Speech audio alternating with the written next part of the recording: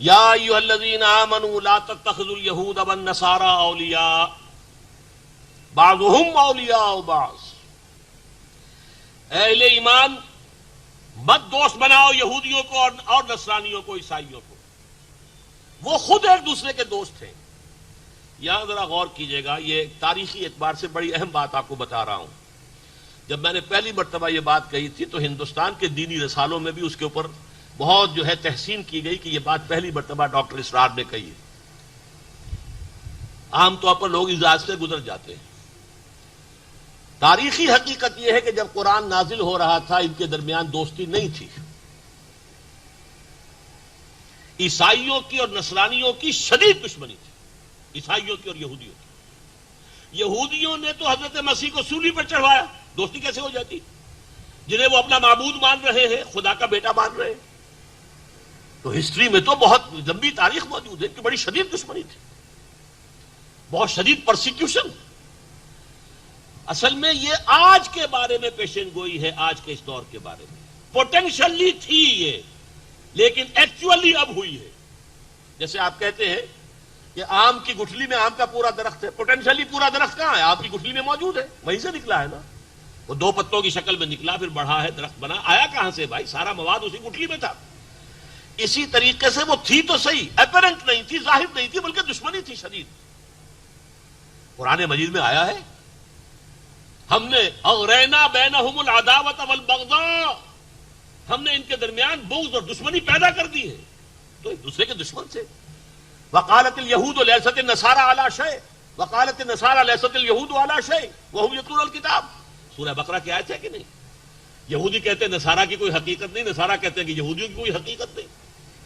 تو یہ تو ان کے درمیان تو بڑی سخت دشمنی تھی. یہ اصحاب الاخدود کون تھے؟ یہودی بادشاہ یمن کا کچھ عرصے کے لیے یہودیوں کی حکومت قائم ہو گئی تھی یمن میں، ذو نواس. اس نے حضرت عیسیٰ کے پیروکاروں کو زندہ جلایا تھا. اصحاب الاخدود. والسماء ذات البروج واليوم الموعود وشاهد ومشهود كتب اصحاب الاخدود النار ذات الوقود اذ هم عليها قعود وهم على ما يفعلون بالمؤمنين شهود. ہزاروں عیسائیوں کو اس شخص نے زندہ کھائی بنا کر آگ کی اس میں جلایا، یہودی نے. تو یہودیوں اور عیسائیوں کے درمیان ہرگز دوستی اس وقت نہیں تھی جب یہ آیت نازل ہوئی. پوٹینشل دوستی تھی اندر، لیکن باہر ایکچوئل دشمنی تھی. یہ ہوا ہے. یہ کل مجھے تقریر جو کرنی ہے اس میں اس کی پوری تفصیل آپ کے سامنے رکھوں گا کہ کس طریقے سے، کن ہتھ کنڈوں سے، کن چال بازیوں سے، کن سازشوں سے پھر یہودیوں نے آج جو شکل بن چکی ہے یہ صرف دوستی کی نہیں ہے، بلکہ پورا عالم عیسائیت یہودیوں کے پنجے میں آ چکا ہے، گرفت میں ہے. وہ یہودیوں کے تابع ہیں. اب جیسے علامہ اقبال 1905 سے 1908 تک رہے تھے یورپ میں، جرمنی میں رہے اور انگلستان میں رہے، اور وہاں انہوں نے دیکھا جو کچھ. فرنگ کی رگے جہاں پنجہ یہود میں ہے. یہ پنجہ یہود میں آج پورا عالم عیسائیت آ چکا ہے. ان کے درمیان شدید گہرا وہ معاونت ایک دوسرے کے ساتھ، اور اسی کے بل پر یہ اسرائیل قائم ہوا ہے. کیا یہودیوں کا باپ بھی قائم کر سکتا تھا اسرائیل؟ یہ تو جو آپ کو معلوم ہے یونائٹڈ نیشن نے بنا کر دیا ہے. پہلا وہ تھا لیگ آف نیشنز، اس نے بنا کر بالفور ڈکلریشن اس کے تحت ان کو آباد ہونے کی اجازت دی گئی. یہ تفسیر مجھے کل میرا خطاب اسی موضوع پر ہے. انسانیت کے اصل دشمن کون ہے؟ کون سیاہی گھول رہا ہے وقت کے بہتے دریا میں؟ یہ ساری خباثتیں جو تاریخ انسانی میں آ رہی کہاں سے آ رہی ہیں؟ اس کی الٹیمیٹ سورس کیا ہے؟ یہ مجھے موضوع ہے کل کا. آپ نے اگر اخبار میں اشتہار بھی دیکھ لیا ہو تو وہاں تفصیل سے بیان کروں گا. یہ آج کے لیے آئے تھے جو قرآن میں اتری. اس وقت ان کی دوستی ہے، اس وقت گٹھ جوڑ مکمل ہے. بلکہ یہودی وہ ان کے اوپر قابو یافتہ ہے. بعضهم اولیاء بعض. اب دیکھیے حضور کے زمانے میں یہودیوں کا طرز عمل کچھ اور تھا، عیسائیوں کا طرز عمل کچھ اور تھا. یہودی بدترین دشمن تھے، بدترین دشمن، اور نصارہ مسلمانوں کے ساتھی تھے. اسی سورہ مائدہ میں آیت موجود ہے لَتَجِدَنَّ أَشَدَّ النَّاسِ عَدَاوَةً لِلَّذِينَ آمَنُوا الْيَهُودَ وَالَّذِينَ أَشْرَكُوا. تم یہ دیکھو گے کہ اہل ایمان کے بدترین دشمن تو یا تو مشرکین ہیں اور یا یہودی ہیں، اور دوسری طرف جو اشد مودۃً، جو محبت والے ہیں، والذین قالوا انا نصارى، یہ وہ لوگ ہیں جو کہتے ہیں کہ ہم نصارہ ہیں. میں وہ آپ کو سنا ہی دوں آیات، اس وقت مجھے مستحضر نہیں ہے. لَتَجِدَنَّ أَشَدَّ النَّاسِ عَدَاوَةً لِلَّذِينَ آمَنُوا الْيَهُودُ وَالَّذِينَ أَشْرَكُوا. تم لازماً پاؤ گے کہ اہل ایمان کے شدید ترین دشمن تو وہ ہیں جو یہودی ہیں اور مشرک ہیں. وَلَتَجِدَنَّ أَقْرَبَهُمْ مَوَدَّةً، اور تم دیکھو گے محبت میں ان سے قریب ترین وہ ہیں لِلَّذِينَ آمَنُوا الَّذِينَ قَالُوا إِنَّا نَصَارَىٰ، جو یہ کہتے ہیں کہ ہم نصارہ ہیں. ذَلِكَ بِأَنَّ مِنْهُمْ قِسِّيسِينَ وَرُهْبَانًا وَأَنَّهُمْ لَا يَسْتَكْبِرُونَ. اور یہ اس لیے ہے کہ ان میں درویش ہیں، ان میں راہب ہیں، وہ استکبار نہیں کرتے. آخر حضور کو پہچاننے والا بحیرہ راہب کون تھا؟ عیسائی تھا نہیں. حضرت سلمان فارسی کو راستہ دکھانے والا حضور کی طرف کون تھا؟ عیسائی راہب. نجاشی ایمان لے آیا کہ نہیں؟ ہرقل بھی ایمان لانا چاہتا تھا لیکن اس کے درباری ساتھ نہیں دے رہے تھے.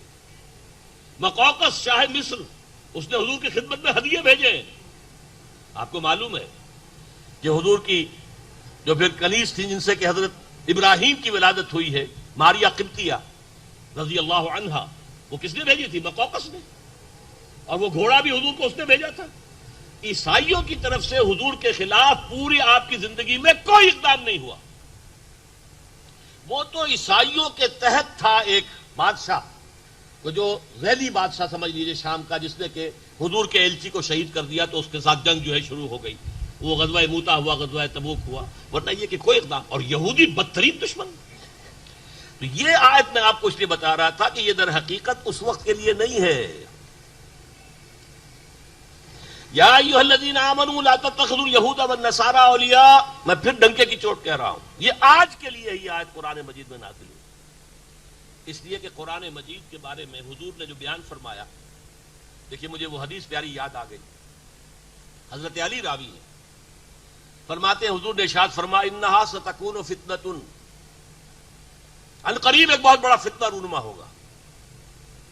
حضرت علی فرماتے ہیں کہ میں نے عرض کیا فقلت مل مخرج منہا یا رسول اللہ، اے اللہ کے رسول یہ فرمائیے اس سے نکلنے کا راستہ کون سا ہوگا. اس موقع پر رہا نہیں جاتا، اب بے شمار مرتبہ میں پہلے بھی کہہ چکا ہوں، لیکن توجہ دلائے بغیر نہیں گزر سکتا یہاں سے کہ دیکھیے ہم اگر ہوتے تو کیا پوچھتے؟ یہ فتنہ کب آئے گا، کیوں آئے گا، کہاں سے آئے گا، کدھر سے آئے گا، کیا ہوگا، یہ پوچھتے نا. حالانکہ ان تمام سوالوں کا جواب علم ہے، علمی معلومات حاصل ہو گئی. عملی اعتبار سے کیا تھا؟ نجات کون سی ہوگی، نکلیں گے کیسے. وہ ایگزٹ جو لکھا ہوا ہوتا ہے ہال کے دروازوں کے اوپر لال، کہ اگر کہیں کچھ اندر ہو جائے، دھماکہ ہو جائے تو بھاگو ان دروازوں کی طرف، وہ ایگزٹ، وہ ہے مخرج. مخرج لکھتے ہیں عرب ممالک میں، اسی ایگزٹ کی جگہ پر مخرج لکھا ہوتا ہے.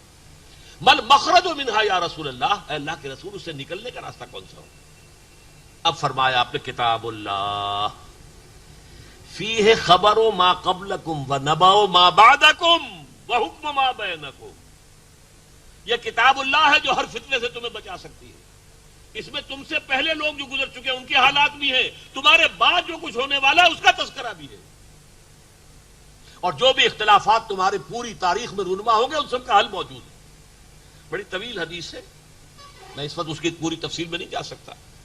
یہ تو یوں سمجھیے مدح قرآن بصاحب قرآن، صاحب قرآن محمد صلی اللہ علیہ وسلم آپ پر نازل ہوا ہے، انہوں نے مدح فرمائی ہے قرآن کی. وہ بڑی طویل حدیث.